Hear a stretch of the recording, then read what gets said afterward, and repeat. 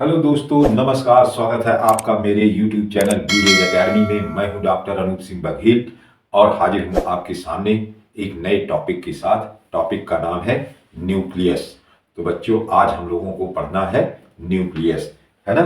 तो हम सभी जानते हैं इसको, थोड़ा डिस्क्राइब मैं करता हूं। तो आज हम लोगों को पढ़ना है न्यूक्लियस। न्यूक्लियस न्यूक्लियस को हिंदी में कहते हैं केंद्रक। केंद्रक, ठीक है ना। तो आज हम लोगों को क्या पढ़ना है? केंद्रक, ठीक है ना। केंद्रक को सबसे पहले केंद्रक को सबसे पहले केंद्रक को सबसे पहले रॉबर्ट ब्राउन, ठीक है। रॉबर्ट ब्राउन ने 1831 में वेंडा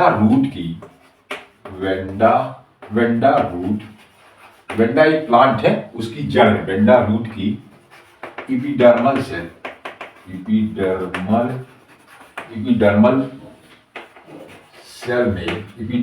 में खोजा था। ठीक है। केंद्रक को सबसे पहले रॉबर्ट ब्राउन ने वेंडा रूट की एपिडर्मल सेल में खोजा था, ठीक है ना। केंद्रक जो है ये सेल का मोस्ट इसेंशियल पार्ट है, अधिक महत्वपूर्ण भाग है। क्यों? केंद्रक सेल का मोस्ट इसेंशियल पार्ट है, मोस्ट इसेंशियल पार्ट है, अधिक महत्वपूर्ण भाग है। क्योंकि इसमें सेल की क्या होती है? इसमें सेल की activity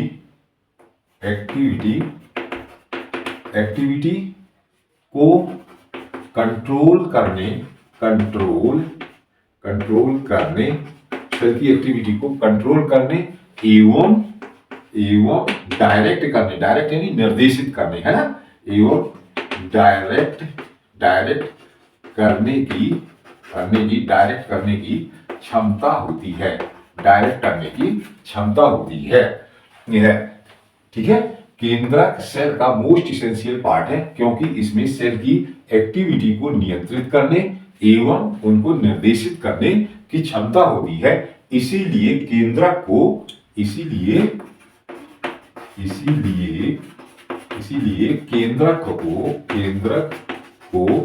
brain of the cell कहते हैं। बहुत इंपॉर्टेंट है, ब्रेन ऑफ द सेल भी कहते हैं। इसलिए केंद्रक को ब्रेन ऑफ द सेल भी कहते हैं, ठीक है। नेक्स्ट कैरेक्टर क्या हो सकता है कि एक वेल ऑर्गेनाइज्ड न्यूक्लियस, सेल में एक वेल ऑर्गेनाइज्ड सुसंगठित न्यूक्लियस के आधार पर सेल को दो वर्गों में भिन्नित किया गया है। सेल में वेल ऑर्गेनाइज्ड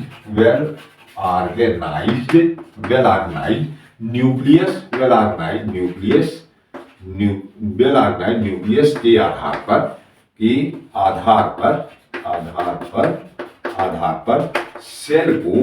सेल को दो वर्गों में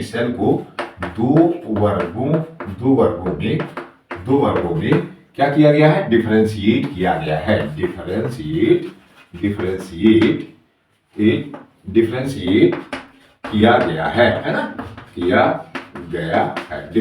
किया गया है। सेल को दो वर्गों में भिन्नित किया गया है या डिफरेंशिएट किया गया है। कौन कौन सी है? नंबर एक है प्रोकैरियोटिक सेल। नंबर एक क्या है बेटा?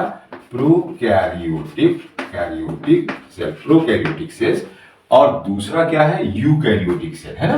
दूसरा है यूकैरियोटिक सेल, ठीक है। प्रोकैरियोटिक सेल और यूकैरियोटिक सेल। प्रोकैरियोटिक सेल में क्या होता है कि प्रो इक्वल टू है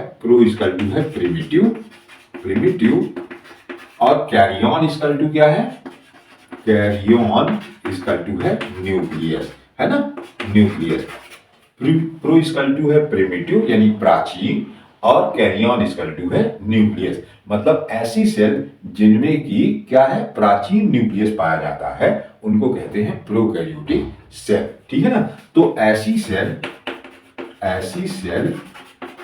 जिनमें जिनमें क्या पाया जाता है, प्राचीन। प्राचीन का मतलब है प्रिमिटिव। ठीक है, प्रिमिटिव प्राचीन न्यूक्लियस पाया जाता है, उनको क्या कहते हैं, उनको कहते हैं प्रोकैरियोटिक सेल। तो प्राचीन न्यूक्लियस क्या है कि ऐसा न्यूक्लियस जिसमें कि न्यूक्लियर मेम्ब्रेन और न्यूक्लियोलस नहीं होता। तो मतलब कहने का ये है कि प्राचीन न्यूक्लियस का मतलब ये है कि क्या ऐसा न्यूक्लियस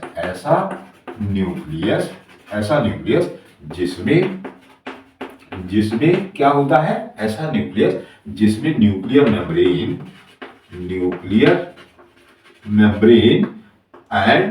एंड न्यूक्लियोलस नहीं पाया जाता या अब्सेंट होते हैं। ऐसा न्यूक्लियस जिसमें न्यूक्लियर मेम्ब्रेन और न्यूक्लियोलस अनुपस्थित होते हैं, उनको क्या कहते हैं बेटा, उनको कहते हैं प्रोकैरियोटिक सेल। ठीक है, प्रो यानी प्रिमिटिव इसलिए है क्योंकि उसमें न्यूक्लियर मेम्ब्रेन और न्यूक्लियोलस नहीं है। उनमें क्या नहीं है, उनमें न्यूक्लियर मेम्ब्रेन और न्यूक्लियोलस अब्सेंट है, इसलिए वो क्या है, प्रिमिटिव है। तो ऐसी सेल जिनमें प्राचीन न्यूक्लियस पाया जाता है, मतलब कि उसमें न्यूक्लियर मेम्ब्रेन और न्यूक्लियोलस नहीं होती, तो उसको कहते हैं प्रोकैरियोटिक सेल। और दूसरी क्या होती है, दूसरी होती है यूकैरियोटिक सेल। यूकैरियोटिक सेल क्या कहलाती है बेटा, यू मतलब क्या होता है, यू मतलब होता है, यू इक्वल टू होता है ट्रू। ठीक है ना, ट्रू होता है। ठीक है, ट्रू यानी सत्य। और कैरियन इक्वल टू क्या होता है, कैरियन इक्वल टू होता है न्यूक्लियस, है ना। कैरियन इक्वल टू होता है न्यूक्लियस। यू मतलब होता है ट्रू और कैरियन इक्वल टू होता है न्यूक्लियस। मतलब कि ऐसी सेल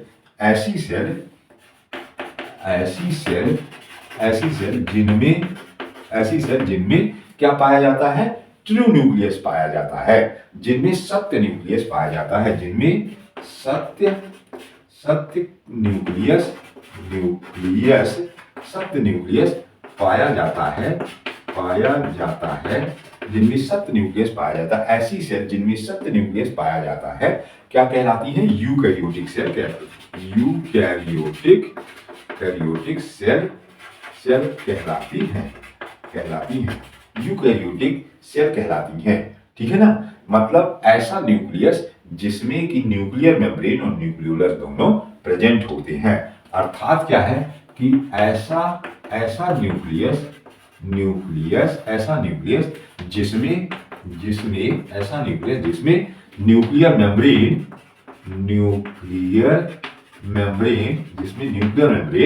एंड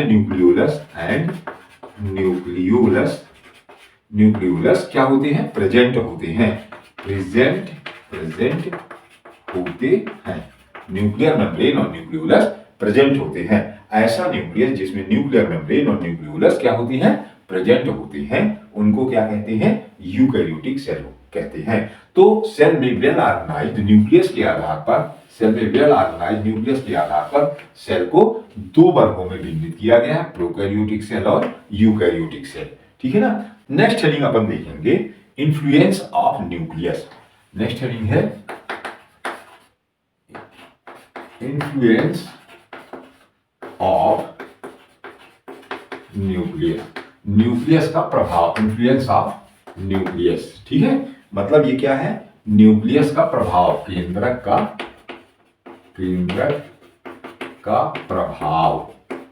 प्रभाव। ठीक है, इन्फ्लुएंस ऑफ न्यूक्लियस मतलब केंद्रक का प्रभाव। तो इसको सबसे पहले देखा है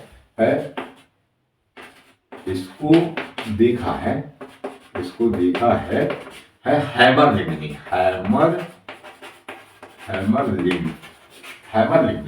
इसको देखा है। इसे हैमरलिंग ने, एक बार फिर मैं लिख देता हूं, हैमरलिंग ने एसिटाबुलेरिया नामक यूनिसेलुलर एल्गा में देखा था। हैमरलिंग ने एक unicellular alga, alga unicellular alga, Acetabularia, Acetabularia, Acetabularia में ये देखा था, एसिटाबुलेरिया में देखा था। एसिटाबुलेरिया, एसिटाबुलेरिया जो है ये क्या है, यूनिसेलुलर एल्गा है, एक कोष की एल्गा है। ये लार्जेस्ट, ये यूनिसेलुलर लार्जेस्ट एल्गा है, यूनिसेलुलर लार्जेस्ट आप देख सकते हैं यहाँ पे, लार्जेस्ट सबसे बड़ा एल्गा है ये, एक उसकी सबसे बड़ा एल्गा क्या है, एसिटाबुलेरिया में इसको देखा था। इसके लिए इन्होंने कंडक्टिंग सर्जिकल एक्सपेरिमेंट किया था, है ना। इसका प्रभाव, न्यूक्लियस का प्रभाव देखने के लिए एसिटाबुलेरिया में कंडक्टिंग सर्जिकल एक्सपेरिमेंट किया था, ठीक है। इसे डिमॉन्स्ट्रेट करने के लिए, इसे डिमॉन्स्ट्रेट करने के लिए क्या किया था, कंडक्टिंग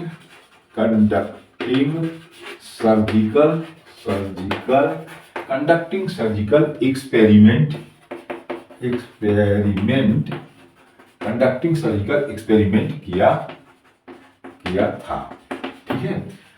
एसिटाबुलेरिया की जो स्पीसीज हैं, जो जातियां हैं, वो उसके क्राउन पर आधारित होती हैं, क्राउन स्पेसिफिक होती हैं। मतलब एसिटाबुलेरिया की एक ये लिख सकते हैं, एसिटाबुलेरिया की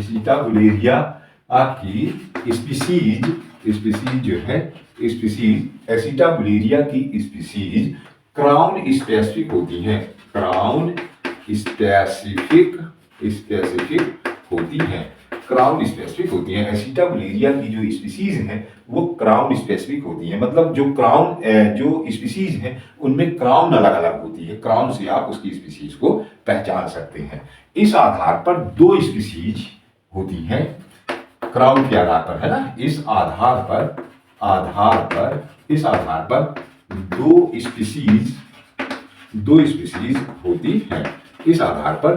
स्पीसीज होती हैं। नंबर एक है एसिटाबुलेरिया ग्रैनुलेटा,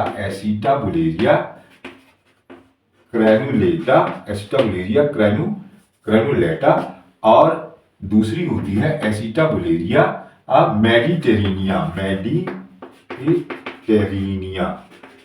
मेडिटेरेनिया, एसिटाबुलेरिया ग्रैनुलेटा और एसिटाबुलेरिया मेडिटेरेनिया दो स्पीसीज होती हैं। और इन दो स्पीसीज में जो हैमरलिंग है उसने कंडक्टिंग सर्जिकल एक्सपेरिमेंट किया था। इन दो स्पीसीज को लेकर के हैमरलिंग नाम के वैज्ञानिक ने कंडक्टिंग सर्जिकल एक्सपेरिमेंट किया था। जो एसिटाबुलेरिया है उसमें तीन पार्ट होते हैं। एसिटाबुलेरिया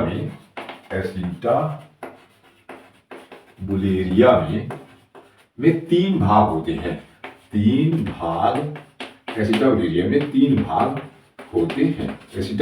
में तीन भाग होते हैं। क्या क्या होता है, एक होता है राइजोइडल बेस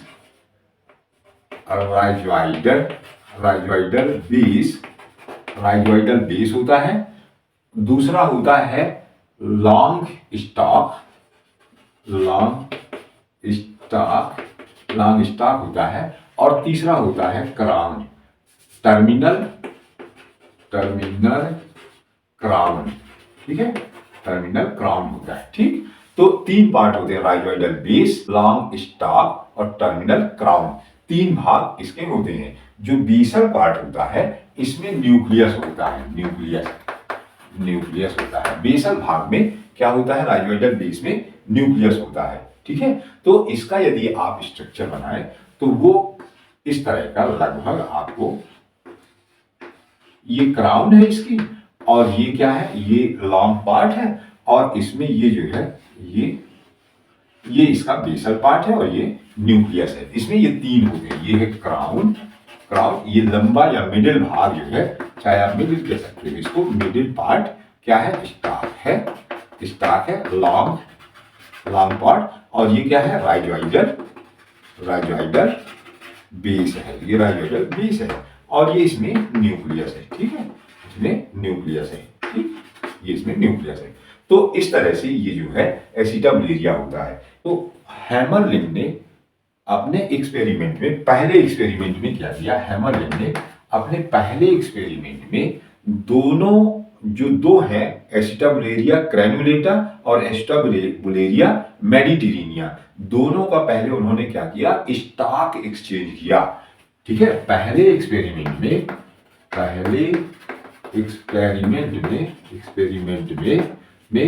क्या किया, में दोनों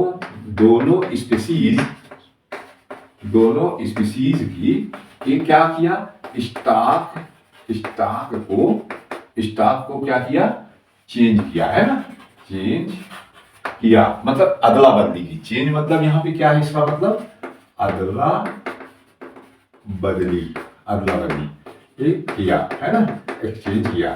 ठीक है ना, क्या किया, पहले एक्सपेरिमेंट में स्टॉक को एक्सचेंज किया। ठीक है, तो उसमें इन्होंने क्या किया कि देखा कि जो ये स्टॉक है और ये इसका क्या है, बेसल पार्ट है, ये है क्या, स्टॉक, और ये क्या है, बेस, जिसमें न्यूक्लियस है। ठीक है, अब ये क्या है, एक एसिटाबुलेरिया ग्रैनुलेटा और दूसरा क्या है, दूसरा है एसिटाबुलेरिया मेडिटेरेनिया। तो ये दोनों ये है। ठीक है, ये क्या है, स्टॉक है, और ये क्या है, बेस है, और ये क्या है, इसका न्यूक्लियस है। तो ये है एसिटाबुलेरिया मेडिटेरेनिया। ठीक है, मेडिटेरेनिया। तो ये दो स्पीसीज हैं। तो पहले में इन्होंने क्या किया है, इसको यहां से काटा है और इसको यहां से काट के इसका इसमें कर दिया है और इसका इसमें कर दिया। समझ में आ रहा है ना, सर्जिकल एक्सपेरिमेंट, कंडक्टिंग सर्जिकल का क्या मतलब है कि इसको इधर कर दिया है, इसका स्टॉक चेंज कर दिया है इधर और इसका इधर कर दिया है। तो फिर इसने क्या देखा कि यहां पर इसमें जो है, तो ये क्रेनुलेटा की जो इसमें क्राउन होती है, वो क्रेनुलेटा की क्राउन इस तरह से, ये जो क्रेनुलेटा है उसकी क्राउन इस तरह की होती है ये, और सॉरी ये जो है इसका वादा किया था, तो ये कैसा हो गया, ये है। ठीक, और इसका बेस जो है वो क्या है, वही वाला है, किसका, क्रेनुलेटा वाला। ठीक, और यहां न्यूक्लियस है, यहां पे न्यूक्लियस है। ठीक है, और इस वाले में क्या हुआ कि यहां पर एक्चुअल में जो क्राउन बनी वो किसकी बनी, इस तरह की बनी, मेडिटेरेनिया की, है ना, मेडिटेरेनिया की जो क्राउन है वो कैसी बनी है, इस तरह की बनी है। और इसमें जो बेस है वो कैसा है, यहाँ पे बेस जो है वो इसी का बना हुआ है, वही पुराना वाला बेस है ये।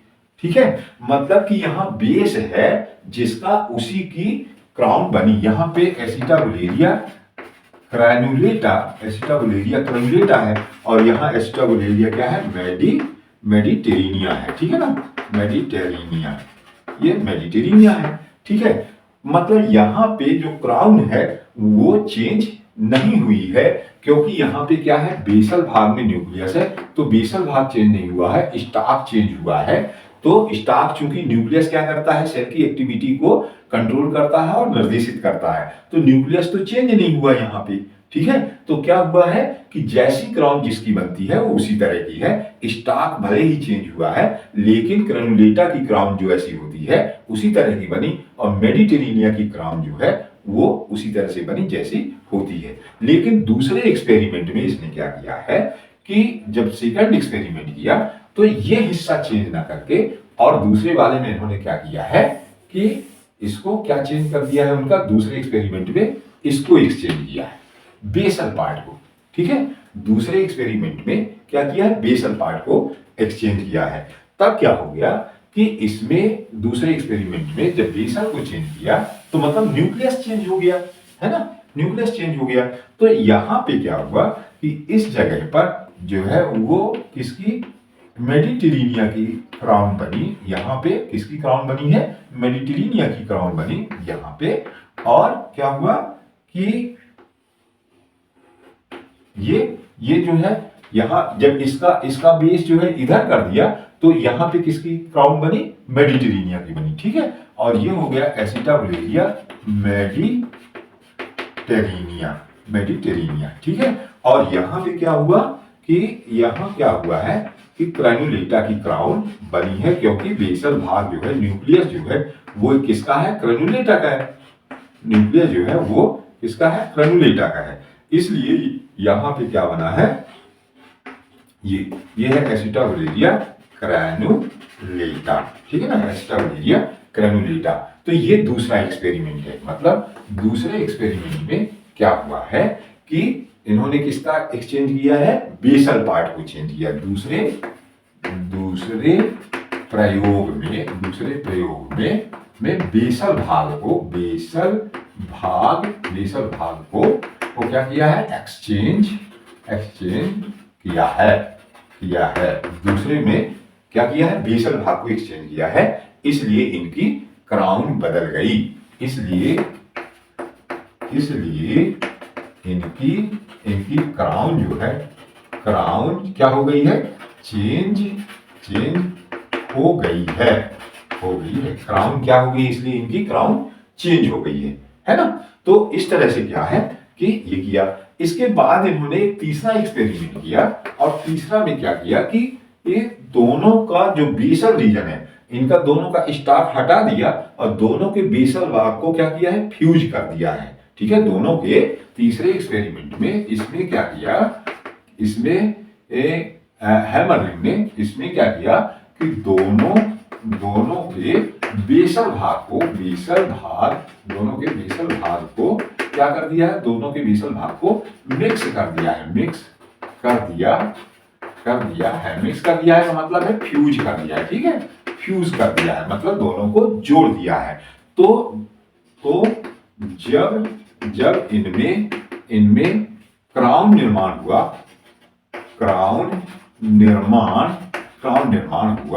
जब इनमें क्राउन निर्माण हुआ तो क्या हो गया, दोनों की क्राउन बनी। तो दोनों की क्राउन बनी, है ना, दोनों की क्राउन बनी। मतलब कि ये न्यूक्लियस भी रहा, ये न्यूक्लियस भी रहा, तो क्या हुआ, इसकी और इसकी मिक्स क्राउन बनी। ठीक है ना। तो इसका ये साबित होता है कि किसी भी सेल की क्या है, एक्टिविटी को निर्देशित करना और नियंत्रित करना किसका काम हो जाता है, न्यूक्लियस का। तो इससे यह स्पष्ट होता है, अर्थात इससे यह स्पष्ट होता है, इससे यह स्पष्ट होता है कि क्या होता है कि सेल की क्रियाविधि, सेल की एक्टिविटी किसके द्वारा नियंत्रित होती है, एक्टिविटी न्यूक्लियस के द्वारा नियंत्रित होती है। ठीक है ना। तो इससे ये स्पष्ट हो गया, क्या है ये, कि न्यूक्लियस जो है वही ब्रेन ऑफ द सेल है। तो ये हो गया इन्फ्लुएंस ऑफ न्यूक्लियस। ठीक है। नेक्स्ट है मॉर्फोलॉजी ऑफ न्यूक्लियस। ठीक है, मॉर्फोलॉजी ऑफ न्यूक्लियस। ठीक, न्यूक्लियस की मॉर्फोलॉजी। ठीक, देखिए साइज जो है न्यूक्लियस की साइज सेल की साइज पर निर्भर करती है। न्यूक्लियस की साइज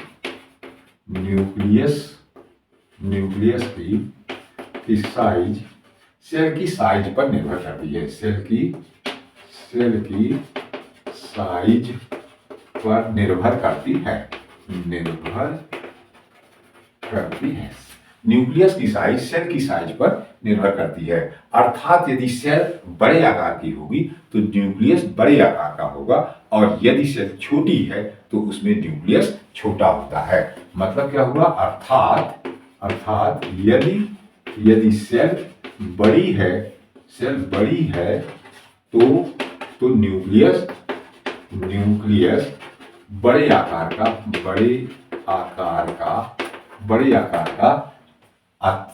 एवं यदि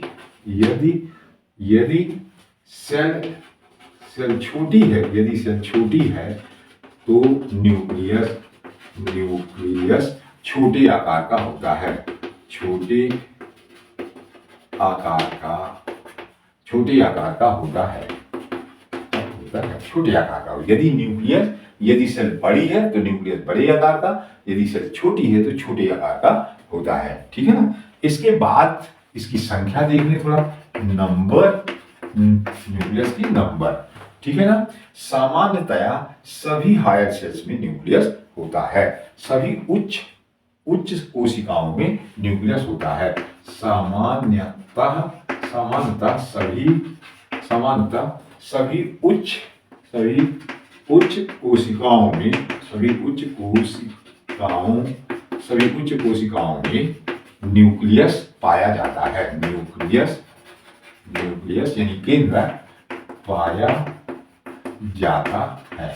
ठीक है। सभी उच्च कोशिकाओं में न्यूक्लियस पाया जाता है। लेकिन एनिमल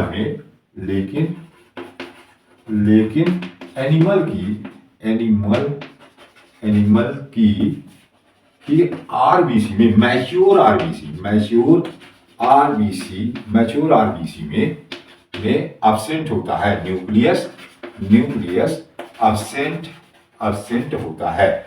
एनिमल की मैच्योर आरबीसी में न्यूक्लियस क्या होता है? अनुपस्थित होता है। इसी प्रकार से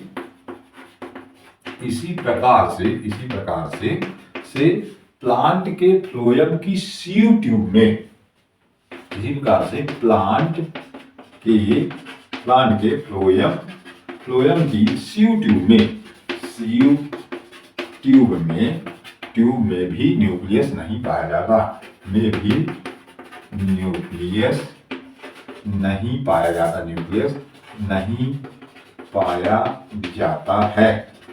नहीं पाया जाता है। लेकिन इनके जो यंग सेल होती हैं, जब ये यंग होती हैं, आरबीसी या कि सीव ट्यूब और आरबीसी जब यंग होती हैं तो इनमें न्यूक्लियस रहता है, और जब ये मैच्योर होती हैं तब इनमें न्यूक्लियस नहीं पाया जाता है। ठीक है ना। तो इस तरह से ये क्या है कि इसमें तो ऐसी कोशिकाएं जिनमें न्यूक्लियस नहीं होता उनको कहते हैं इन्यूक्लिएटेड सेल। ऐसी सेल्स जिनमें न्यूक्लियस नहीं पाया जाता, ऐसी सेल जिनमें न्यूक्लियस नहीं पाया जाता, इन्यूक्लिएटेड सेल कहलाती हैं। इन्यूक्लिएटेड सेल कहलाती हैं। ठीक है। ऐसी कोशिकाएं जिनमें केवल एक न्यूक्लियस होता है, या एक केंद्रक होता है, वो यूनिन्यूक्लिएट सेल कहलाती हैं। ऐसी सेल जिनमें केवल एक न्यूक्लियस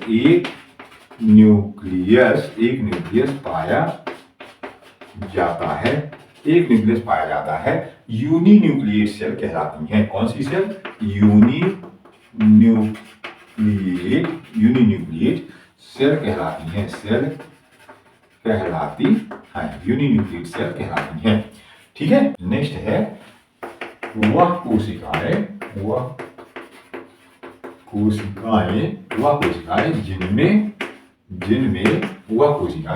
जिनमें दो न्यूक्लियस पाए जाते हैं। दो न्यूक्लियस पाए जाते हैं, बाइन्यूक्लिएट सेल कहलाती हैं। क्या कहलाती हैं? बाइन्यूक्लिएट सेल कहलाती हैं। बाइन्यूक्लिएट सेल कहलाती हैं। वह कोशिकाएं जिनमें दो न्यूक्लियस पाए जाते हैं उन बाइन्यूक्लिएट सेल कहलाती हैं। जैसे लीवर की सेल और कार्टिलेज की सेल। एग्जाम्पल है जैसे लीवर की सेल और कार्टिलेज की सेल है ना, कार्टिलेज सेल, इनमें दो न्यूक्लियस होते हैं। ठीक है। इसी तरह से बोन मैरो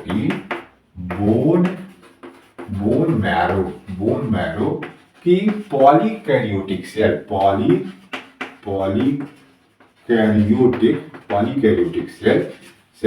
में 100 तक न्यूक्लियस होते हैं। पॉलीकैरियोटिक एक सेल में 100 तक न्यूक्लियस होते हैं। सेल में 100 तक न्यूक्लियस न्यूक्लियस पाए जाते हैं, 100 न्यूक्लियस पाए जाते हैं, इन्हें पॉलीन्यूक्लिएटेड सेल कहते हैं।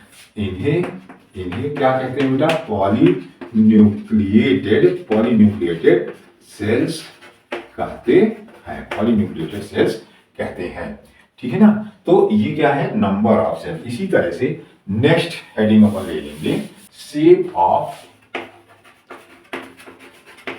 न्यूक्लियस। ठीक है, न्यूक्लियस मॉर्फोलॉजी में ही अभी अपन पढ़ रहे हैं। अपन ने क्या पढ़ा? साइज पढ़ा, नंबर पढ़ा और शेप ऑफ न्यूक्लियस। तो शेप ऑफ न्यूक्लियस में सामान्यतः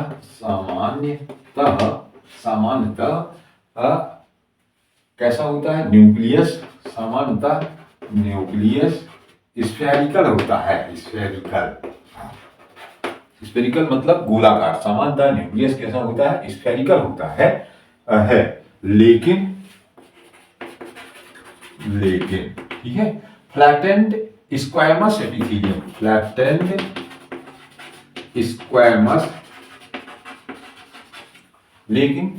स्क्वैमस एपिथेलियम में कैसा होता है? न्यूक्लियस डिस्क शेप होता है, डिस्क शेप न्यूक्लियस होता है। ठीक है, जो हेक्सागोनल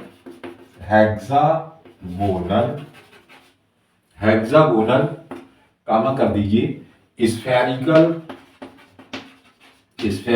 क्यूबॉइडल सेल्स में स्फेरिकल न्यूक्लियस पाया जाता है। ठीक है ना? इसके बाद जो कॉल्यूमिनर एपिथेलियम होती है, कॉल्यूमिनर एपिथेलियम में कितनी कॉल्यूमिनर एपिथेलियम जो होती हैं उसमें ओवल न्यूक्लियस पाया जाता है, अंडाकार न्यूक्लियस पाया जाता है। ठीक है, इसी प्रकार से जो आरबीसी है, जो डब्ल्यूबीसी, इसी प्रकार से जो डब्ल्यूबीसी है, डब्ल्यूबीसी में कैसा होता है? लोब्ड, बाइलोब्ड अथवा मल्टी लोब्ड, है ना? बाइलोब्ड अथवा मल्टी लोब्ड न्यूक्लियस पाया जाता है। ठीक है, डब्ल्यूबीसी में बाइलोब्ड अथवा मल्टी लोब्ड न्यूक्लियस पाया जाता है। ठीक है ना? इसी प्रकार से जो वर्टिसिला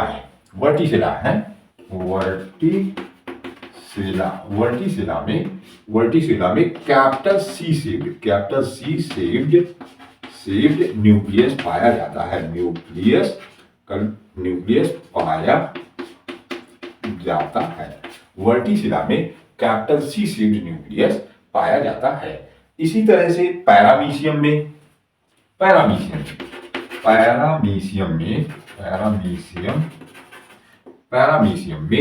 किडनी शेप्ड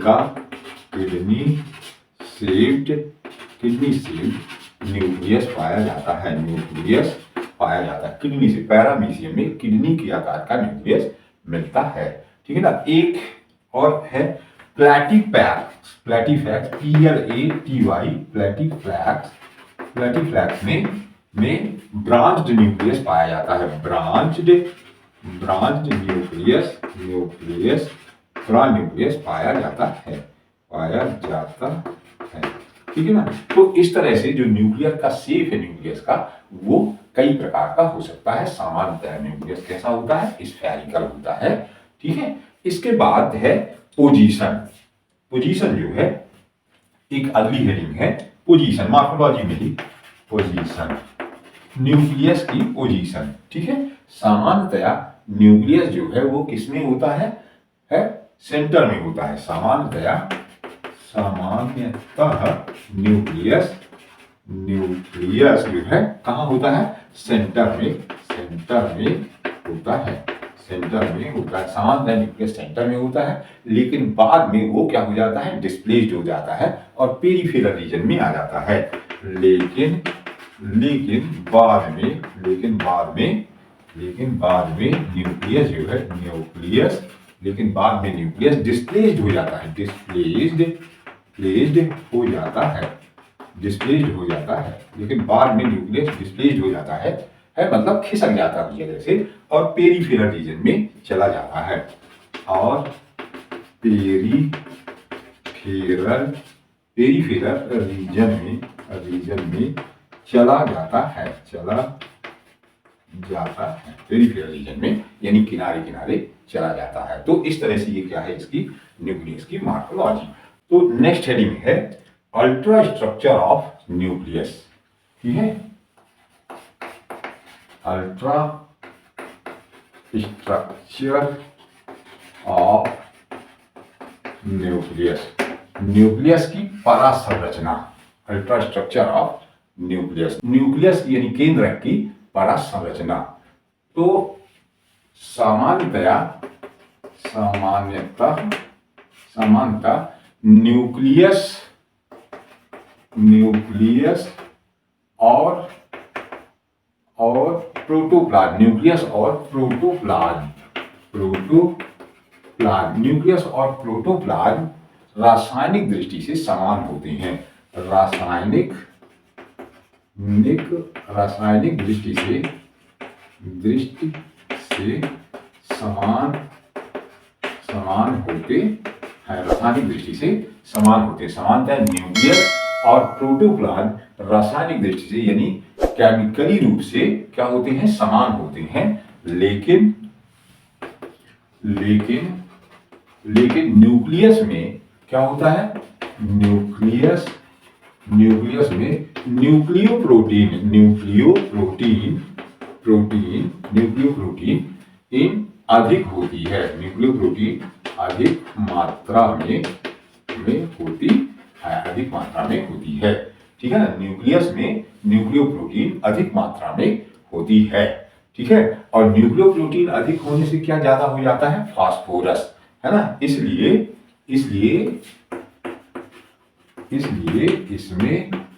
इसमें फास्फोरस अधिक होता है ना, अधिक होता है। न्यूक्लियस में मुख्यतः 4 घटक होते हैं, न्यूक्लियस में मुख्यतः 4 घटक होते हैं, न्यूक्लियस में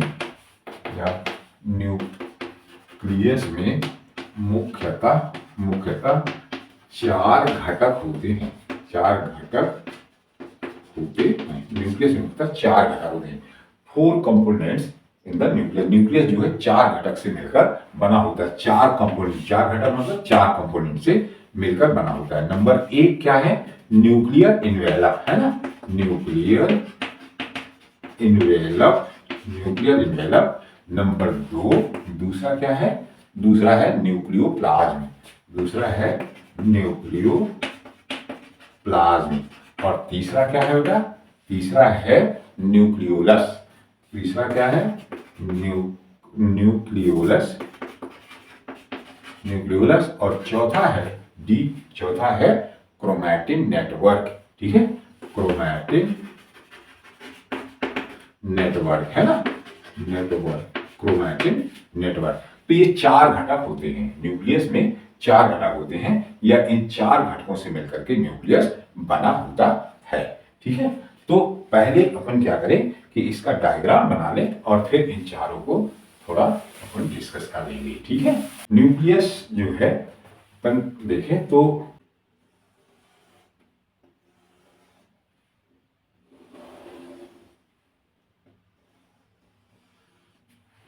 ये जो है न्यूक्लियस की संरचना है, और न्यूक्लियस की जो आउटर मेम्ब्रेन है वो बीच बीच में इस तरह से क्या होती है, फोल्ड हो जाती है, ये ऐसे फोल्ड होकर के, और क्या बना देती है, आप जानते हैं, एंडोप्लाज्मिक रेटिकुलम, का निर्माण कर देती है। और बीच बीच में ये नहीं भी फोल्ड होती तो स्मूथ एंडोप्लाज्मिक रेटिकुलम बनाती है, या जो अपन ने कई बार पढ़ा है कि इसकी ब्लेबिंग से माइक्रो बॉडीज या सेल ऑर्गेनेज उत्पन्न होते हैं, तो वो यहां से जो फोल्ड नहीं होती उस वजह से क्या होता है, ये ब्लेबिंग के द्वारा अन्य सेल ऑर्गेनेज या माइक्रो बॉडी का निर्माण करती है।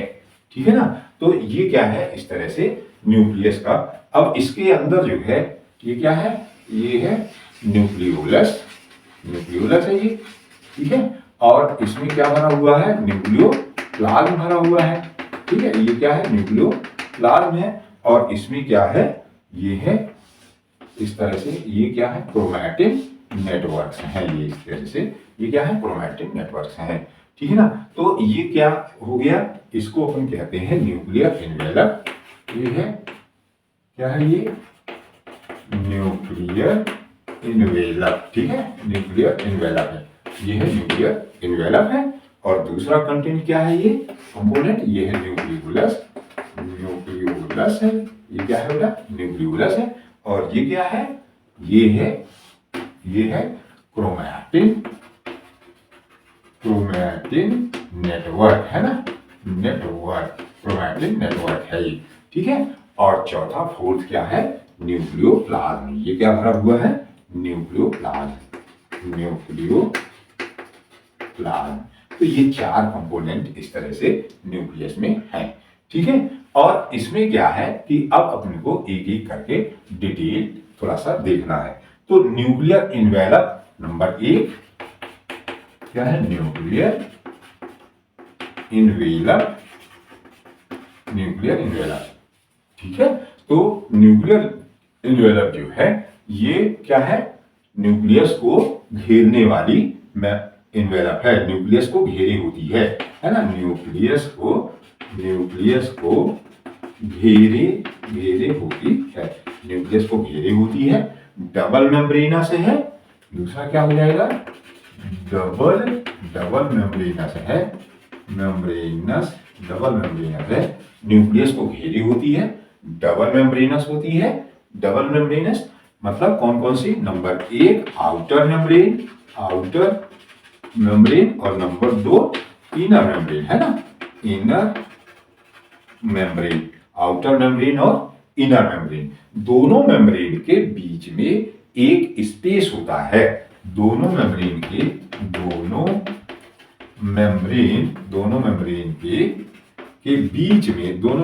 बीच में क्या होता है, एक स्पेस होता है। दोनों मेम्ब्रेन के बीच में एक स्पेस होता है। दोनों मेम्ब्रेन के बीच में एक स्पेस होता है, जिसे पेरीन्यूक्लियर स्पेस कहते हैं।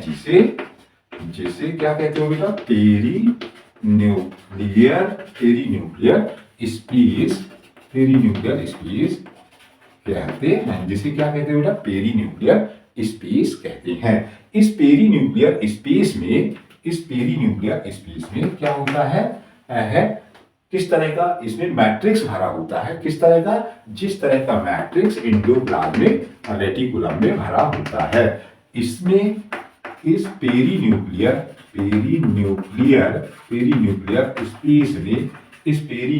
स्पेस में ER के समान क्या भरा होता है बेटा, मैट्रिक्स भरा होता है। मैट्रिक्स भरा होता है। ER के समान इसमें मैट्रिक्स भरा होता है। ठीक है ना। फिर नेक्स्ट है न्यूक्लियर इन्वेलप जो है वो पोर के द्वारा छिद्रित होती है। पोर के द्वारा छिद्रित होती है। पोर के द्वारा छिद्रित को आप क्या कह सकते हो, परफोरेटेड छिद्रित होती है, यानी परफोरेटेड होती है। पोर के द्वारा परफोरेटेड होती है। तो ये जो है बेटा, ये क्या है, परफोरेट है। ये क्या है, छिद्र है ना, पोर है। इनको क्या कहते हैं, पोर, परफोरेटेड होती है। ठीक है। इन पोर्स में एक इलेक्ट्रॉन डेंस रिंग या सिलेंडर होता है। इन पोर में नेक्स्ट क्या हो जाएगा, इन पोर, ये जो पोर है इन्वेलप में, इन पोर में एक इलेक्ट्रॉन डेंस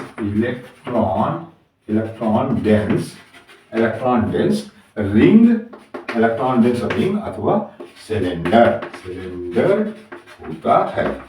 होता है। इलेक्ट्रॉन डेंस रिंग या सिलेंडर होता है, जिसे एन्युलस कहते हैं। जिसे क्या कहते हैं बेटा, जिसे एन्युलस जिसे एन्युलस कहते हैं। ठीक है ना। तो और ये जो एन्युलस है ये न्यूक्लियोप्लाज्म और साइटोप्लाज्म को क्या करता है, जोड़ता है। तो ये जैसे पोर है तो यहाँ पे क्या होता है, ये क्या है बेटा, ये है एन्युलस। ठीक है ना, ये क्या है, एन्युलस है। इस तरह से यहाँ क्या होता है, ये एन्युलस होता है। ठीक है ना। पोर में ये इलेक्ट्रॉन डेंस जो सिलेंडर है ये क्या है, एन्युलस है। समझ गए आपको, ये क्या है, इसको कहते हैं एन्युलस। ठीक है, ये कहलाता है एन्युलस सिलेंडर। ठीक है, इसको क्या कहते हैं, एन्युलस या एन्युलस सिलेंडर कहते हैं। ये चूंकि इसके बाहर क्या भरा हुआ है, यहाँ साइटोप्लाज्म भरा हुआ है, ये क्या है, साइटोप्लाज्म है ना। तो ये न्यूक्लियोप्लाज्म और साइटोप्लाज्म दोनों को एन्युलस सिलेंडर जो है वो जोड़ता है। मतलब साइटोप्लाज्म की जो इंफॉर्मेशन है वो न्यूक्लियोप्लाज्म में न्यूक्लियस के अंदर जाए और न्यूक्लियस के अंदर जो इंफॉर्मेशन है वो कहाँ है, साइटोप्लाज्म में आती है। ठीक है ना। तो यह एन्युलस सिलेंडर क्या करता है, न्यूक्लियस और साइटोप्लाज्म में को मेंटेन रखता है, मैंने संबंध बनाए रखता है। क्या हो जाएगा कि जो एन्युलस है, एन्युलस न्यूक्लियोसाइटोप्लाज्मिक रिलेशन बनाए रखता है ना। न्यूक्लियोसाइटोप्लाज्मिक रिलेशन बनाए रखता है। न्यूक्लियोसाइटोप्लाज्मिक रिलेशन बनाए रखता है। ठीक है ना। तो ये क्या है, न्यूक्लियर इन्वेलप। इसके बाद एक नेक्स्ट अपन देखें, दूसरी हेडिंग क्या देख रहे हैं, न्यूक्लियोप्लाज्म। इसको कैरियोलिम्फ भी कहते हैं, कैरियोलिम्फ भी कहते हैं। यह कैसा होता है, यह एक ट्रांसपेरेंट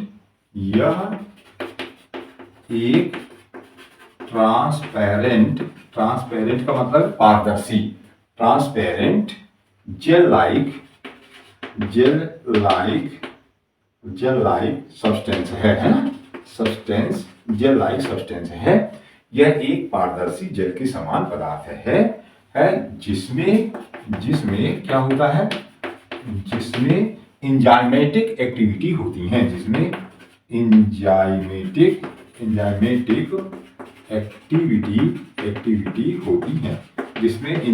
एक्टिविटी होती है। ठीक है। और सेल डिवीजन के दौरान स्पिंडल फॉर्मेशन के लिए यह उत्तरदायी होता है। सेल डिवीजन के दौरान स्पिंडल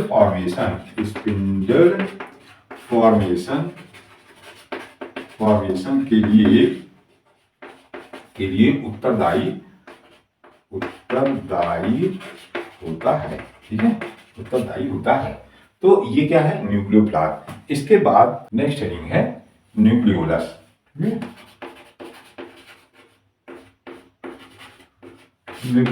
न्यूक्लियोलस को यह फॉन्टाना ने 1781 में खोजा था। इसे फॉन्टाना ने 1781 में डिस्कवर किया था।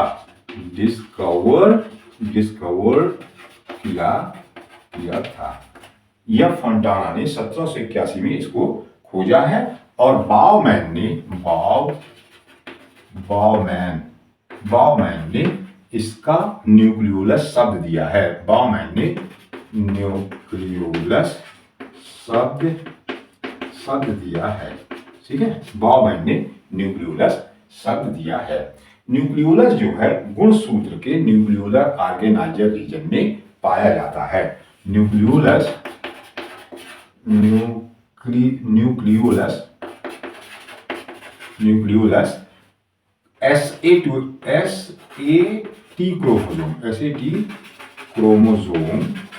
SAT क्रोमोसोम के न्यूक्लियोलर ऑर्गेनाइजर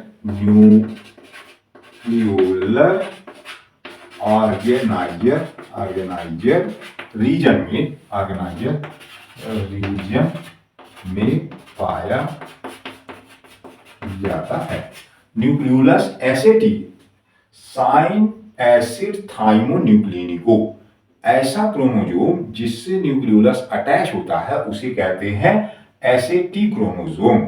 एसेटी का फुल फॉर्म है साइन एसिड थाइमोन्यूक्लिनिको। तो ऐसा क्रोमोजोम जिससे न्यूक्लियोलस जुड़ा होता है उसे कहते हैं एसेटी क्रोमोजोम, और क्रोमोजोम में जिस जगह पे जुड़ा होता है उसे न्यूक्लियर ऑर्गेनाइजर रीजन कहते हैं, पाया जाता है। और न्यूक्लियोलस यहीं पे बनता भी है। एक और चीज जोड़ लीजिए, और न्यूक्लियोलस यहीं पर बनता है, यहीं पर न्यूक्लियोलस बनता है और वहीं पे पाया जाता है। ठीक है ना। नेक्स्ट है न्यूक्लियोलस जो है आरएनए और फास्फोप्रोटीन एंड फास्फोप्रोटीन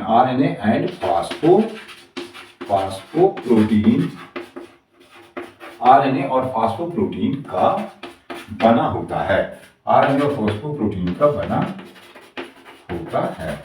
न्यूक्लियोलस जो है आरएनए और फास्फोप्रोटीन का बना होता है, और ये क्या काम करता है कि आरआरएनए एवं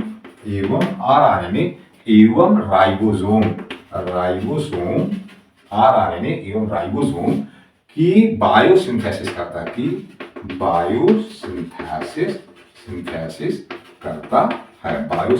करता है। न्यूक्लियोलस जो है आरएनए और फास्फोप्रोटीन का बना होता है। दूसरा इसका क्या है कि आरआरएनए और राइबोसोम की ये क्या करता है, बायोसिंथेसिस करता है। ये भी माना जाता है कि यदि किसी सेल में एक्टिव न्यूक्लियोलस नहीं होता, तो न्यूक्लियस से जेनेटिक इंफॉर्मेशन साइटोप्लाज्म में स्थानांतरित नहीं होती। यह भी माना जाता है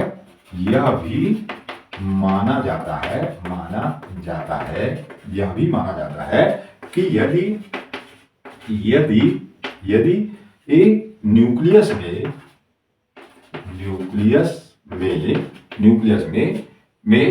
एक एक्टिव यानी कि सक्रिय है ना, एक्टिव न्यूक्लियोलस नहीं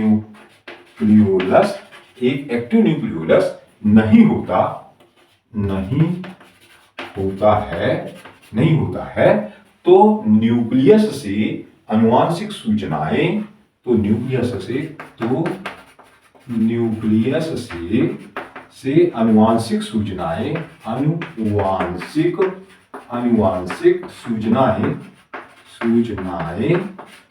साइटोप्लाज्म में स्थानांतरित नहीं होती हैं। साइटोप्लाज्म में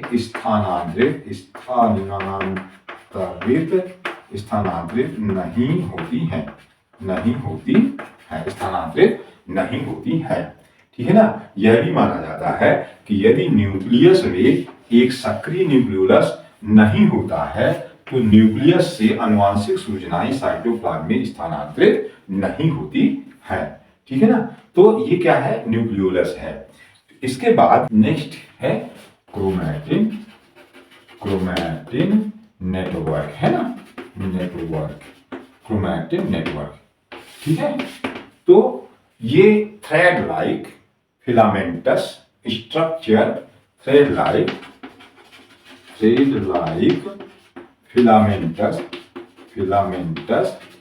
filamentous structure, thread like filamentous structure है, फिलामेंटस स्ट्रक्चर है जो कि न्यूक्लियोप्लाज्म में सस्पेंडेड होते हैं, जो कि न्यूक्लियोप्लाज्म में डूबे होते हैं। सस्पेंडेड है ना। सस्पेंडेड का मतलब क्या है, सस्पेंडेड होते हैं मतलब उस पे डूबे होते हैं। इन्हें क्रोमोसोम या गुणसूत्र कहते हैं। इन्हें गुणसूत्र कहते हैं, है ना,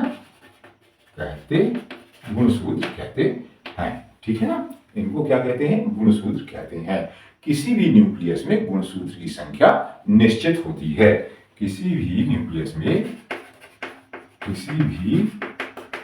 न्यूक्लियस में गुणसूत्रों की संख्या क्या होती है? गुणसूत्रों की संख्या निश्चित होती है ना? निश्चित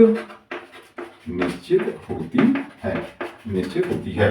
किसी भी न्यूक्लियस में गुणसूत्रों की संख्या क्या होती है? डेफिनिट होती है। यदि कोई जीव है तो उसके प्रत्येक सेल में गुणसूत्र की संख्या डेफिनिट होती है। जैसे मनुष्य में 23 जोड़ी गुणसूत्र होते हैं या 46 गुणसूत्र होते हैं, है ना? मटर में 14 गुणसूत्र होते हैं, यानी 7 जोड़ी गुणसूत्र होते हैं प्रत्येक सेल में। तो किसी भी न्यूक्लियस में क्या है? गुणसूत्र की संख्या जो है क्या होती है? निश्चित होती है ना?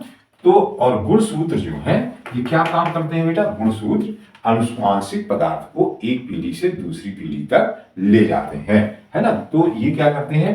पहला तो ये करते हैं कि गुणसूत्र में क्या होता है? न्यूक्लिक एसिड होता है या आनुवांशिक पदार्थ होता है। गुणसूत्र में न्यूक्लिक एसिड क्या होता है? न्यूक्लिक एसिड पाया जाता है। न्यूक्लिक एसिड ब्रैकेट में आप लिख लें डीएनए, है ना? डीएनए न्यूक्लिक एसिड यानी डीएनए पाया जाता है, ठीक है ना? यह गुणसूत्र क्या करते हैं? आनुवांशिक पदार्थ को एक पीढ़ी से दूसरी पीढ़ी पर ले जाते हैं। आनुवांशिक पदार्थ को गुणसूत्र जो है वो क्या करते हैं? आनुवांशिक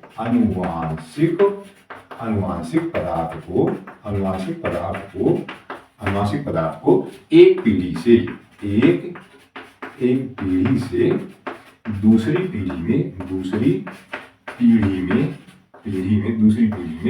क्या करते हैं? ले जाते हैं, है ना? ले जाते हैं, यानी कि ये क्या है? हेरिडिटरी यूनिट कहलाते हैं। अर्थात मैं यहां पे लिख देता हूं, ठीक है? अर्थात गुणसूत्र क्या कहलाते हैं? अर्थात यह hereditary unit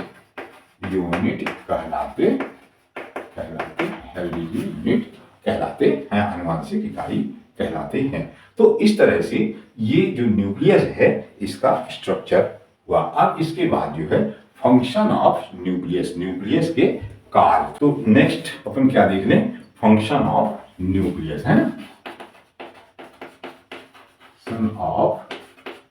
function of nucleus के कार्य। नेक्स्ट अपन क्या देखेंगे? न्यूक्लियस के कार्य, है ना? तो पहला क्या है? नंबर 1 है इसके कि ये क्या करता है? न्यूक्लियोसाइटोप्लाज्मिक रिलेशन बनाए रखता है ना? न्यूक्लियोसाइटोप्लाज्मिक रिलेशन मेंटेन करता है ना? मेंटेन करता है। न्यूक्लियोसाइटोप्लाज्मिक रिलेशन मेंटेन करता है, ठीक है ना? नंबर 2, ये सेल की एक्टिविटी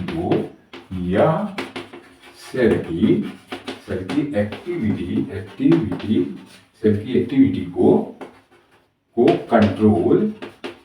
कंट्रोल एंड डायरेक्ट करता है ना? निर्देशित करता है, डायरेक्ट करता है, ठीक है ना? डायरेक्ट करता है। सेल की एक्टिविटी को कंट्रोल एवं क्या करता है? डायरेक्ट करता है, नियंत्रित करता है या और निर्देशित करता है, ठीक है ना? तीसरा है, थर्ड अपन देख लें कि यह जेनेटिक इंफॉर्मेशन, आनुवांशिक सूचनाओं का संग्रह करता है। यह जेनेटिक इंफॉर्मेशन को क्या करता है? को स्टोर करता है ना? स्टोर करता है। जेनेटिक इंफॉर्मेशन को क्या करता है? आनुवांशिक सूचनाओं को स्टोर करता है या संग्रहित करता है, ठीक है? नेक्स्ट है अगला, हम लोग देख ले कि ये क्या करता है कि डीएनए का रेप्लिकेशन होता है। न्यूक्लियस में डीएनए का रेप्लिकेशन होता है। न्यूक्लियस में डीएनए